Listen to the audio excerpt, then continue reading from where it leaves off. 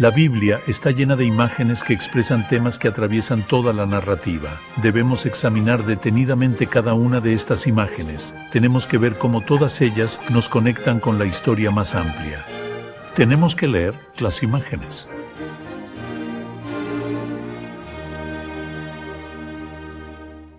La primera vez que oí leer los relatos bíblicos y a la gente hablar de ellos, y oí mencionar del Templo de Jerusalén, como nunca había estado en Jerusalén, ni había visto un mapa o un diagrama o lo que fuera, supuse que el templo era como una gran iglesia. Sabía cómo eran las iglesias. Estaban allí en la calle de la ciudad y uno entraba en ellas y había servicios de adoración y música y cosas así.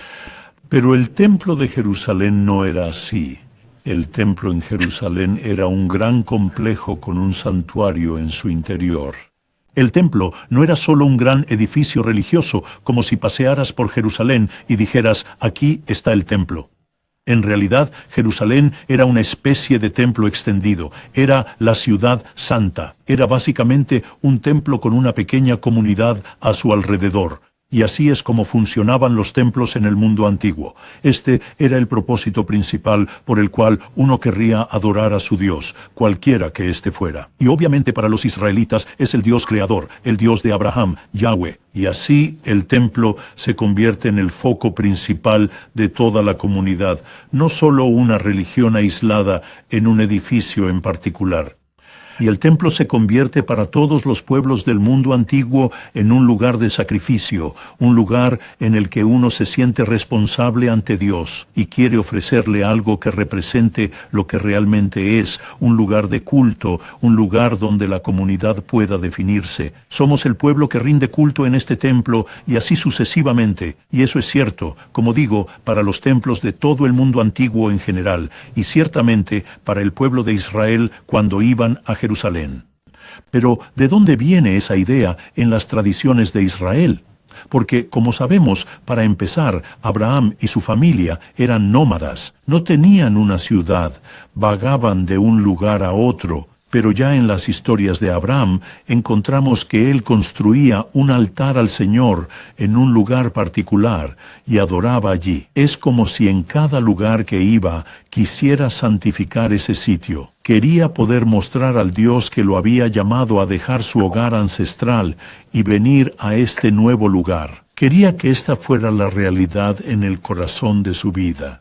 Y así, a medida que leemos la historia del Génesis y nos acercamos al llamamiento de Abraham en Génesis 12, nos encontramos, como vimos en una sección anterior, que la creación misma es vista como un templo, una realidad de cielo y tierra con una imagen en su centro, en este caso, seres humanos genuinos. El problema es que los seres humanos fracasaron en su tarea de reflejar a Dios en el mundo y el mundo de nuevo a Dios. Intentaron utilizar partes del mundo con el fin de engrandecerse a ellos mismos, con el fin de conseguir lo que pudieran ambicionar. ¿Y qué iba a hacer Dios? ¿Iba a decir, bueno, se acabó? La historia de Noé y el diluvio indica que esa era una opción que Dios podría haber tomado. Pero Dios es fiel a su creación. Así que, a pesar del pecado humano y el fracaso y la locura, Dios encuentra una forma de demostrar que el juicio era, de hecho, una posibilidad, pero rescata a los humanos de ese juicio. De hecho, la historia del Arca de Noé, como nos han contado los eruditos que han estudiado el antiguo mundo del cercano Oriente, es en cierto sentido una historia de templo en sí misma. Aquí está esta pequeña arca, este pequeño regalo de Dios flotando sobre las aguas, llevando a las personas que luego van a reiniciar la vocación de ser portadores de la imagen. Y entonces, después de la Torre de Babel, de la que hablaremos en otra sección, se produce el llamamiento de Abraham que va adorando a Dios de un lugar a otro. Tenemos a Isaac, su hijo, y también a Jacob, el hijo de Isaac. Y luego, increíblemente, cuando Jacob huye de su hermano Esaú, tras haberle engañado con su primogenitura, de repente aparece otra imagen del templo, la escalera de Jacob, uniendo cielo y tierra, con ángeles subiendo y bajando. En el sueño de Jacob, al ver esta escalera, Dios le promete a Jacob que regresará a esta tierra y le adorará al verdadero Dios en este lugar. Así que estas imágenes del templo apuntan hacia adelante y cualquiera que lea Génesis sin saber hacia dónde va la historia podría confundirse. Pero parece que, desde el principio, el llamamiento de Abraham, Isaac y Jacob fue el llamamiento a ser personas en cuyo seno Dios vendría a habitar.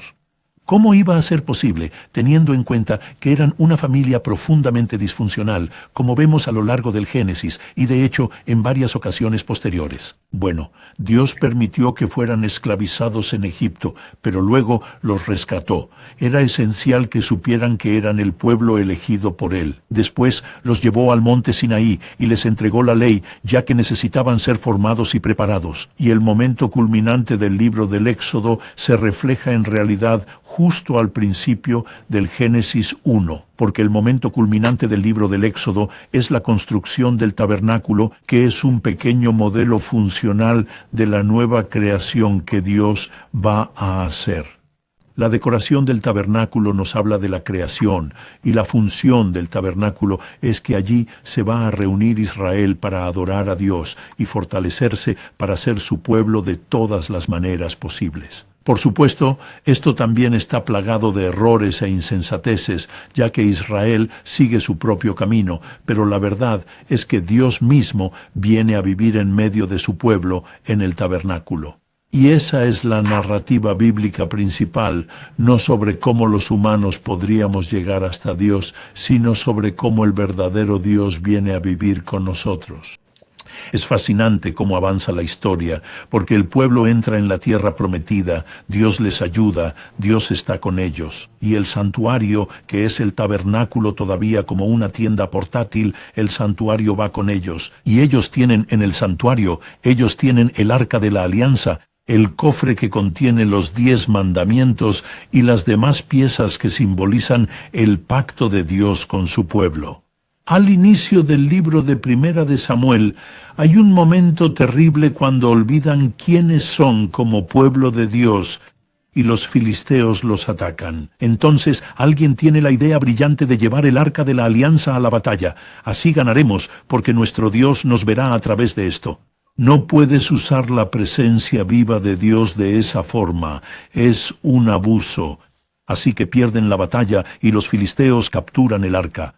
Pero fascinantemente, en cuanto a cómo funciona la presencia de Dios, incluso cuando ha sido maltratada y malinterpretada, tratada como un truco barato, aún así tiene poder, y los dioses filisteos y luego el pueblo filisteo tienen que inclinarse ante ella, y eventualmente envían el arca de vuelta. Y el arca finalmente regresa. Y David, cuando se convierte en rey, decide que quiere construir una casa, un templo fijo para el arca de Dios, un lugar que replicará lo que era cierto del tabernáculo en el desierto, solo que ahora será un lugar permanente, lo cual es tanto bueno como malo, como vemos. Porque intentar mantener a Dios en un solo lugar nunca es del todo una buena idea. Así que David planificó el templo, pero Salomón lo construyó. Parte de la ideología del templo israelita es que el rey es el constructor del templo. Pero, de nuevo, eso puede convertirse en algo de lo que la gente puede hacer un mal uso. Jeremías en el capítulo 7 tiene que advertir contra aquellos que dicen, «Oh, tenemos el templo del Señor, tenemos el templo del Señor». En otras palabras, no importa cómo vivamos, ni cómo ordenemos nuestras vidas, si estamos adorando a Dios en santidad y verdad, vamos a estar bien porque tenemos el templo del Señor. Y el libro del profeta Jeremías trata de cómo Dios va a aplastar ese templo y va a destruirlo y va a permitir que los babilonios se apoderen de él y lo arruinen. Y así es como el pueblo va al exilio, y el exilio es uno de los periodos de mayor formación, en fin, más de 70 años en toda la narrativa del Antiguo Testamento. Y es un enigma. ¿Dónde está Dios? ¿Qué pasó con su promesa de estar con nosotros? Y así, durante el exilio, varios profetas prometen que el Señor volvería y que el templo sería reconstruido. Ezequiel describe un templo glorioso y a Dios habitando allí como en el tabernáculo en el desierto. Isaías capítulo 40 habla de la gloria del Señor que será revelada y toda carne juntamente la verá. Pero lo fascinante es que durante los largos años que siguieron al regreso de algunos de los judíos del exilio babilónico antes de la época de Jesús, nadie dijo nunca que eso había sucedido hasta que finalmente vino Jesús. Jesús hizo y dijo muchas cosas, vivió de una manera especial y enseñó verdades que mostraban que Él era el templo en persona. Como dice Mateo, Él es el Emanuel, Dios con nosotros. Así que Jesús, al llegar a Jerusalén, el lugar ya no es lo suficientemente grande para Él y el templo juntos, así que lo denuncia una vez más al pueblo de Judea por su fracaso en reflejar al verdadero Dios en el mundo. Les dice: ojalá hubieran conocido el camino de la paz que he estado anunciando en mi profecía del reino, pero ahora lo han rechazado y por eso el templo va a ser destruido y ay de ustedes con él. Pero luego, como en las profecías de Jeremías, Ezequiel, Isaías y Malaquías, cuando Jesús llega al templo y hace lo que hace, y luego inicia su nuevo movimiento, sobre todo en la última cena a la que volveremos más adelante. La muerte y resurrección de Jesús constituyen a sus seguidores como el nuevo templo, como el lugar donde el Dios vivo va a habitar ahora en la tierra. Por eso Pablo puede escribir en el capítulo 2 de Efesios que ahora son ustedes el templo viviente porque Dios habita en medio de ustedes por su Espíritu Santo. Así que este tema de la Iglesia como nuevo templo no es solo una ilustración cualquiera, como mucha gente ha imaginado, sino que se remonta a todo el tema bíblico. Se trataba de la promesa de Dios de habitar en medio de su pueblo para que su amor y su sabiduría se reflejaran en el mundo. Este es el llamado que tenemos al seguir a Jesús y al recibir el don de su Espíritu para hacer en y a través de nosotros lo que ya había hecho Dios en el tabernáculo del desierto y en Jerusalén. Ahora, al final del libro de Apocalipsis, no hay templo en la nueva creación, los nuevos cielos y la nueva tierra, porque Dios mismo está allí, y el Cordero, que es Jesús, está allí. De modo que todo lo que el templo representaba como una señal hacia el futuro se ha cumplido por fin.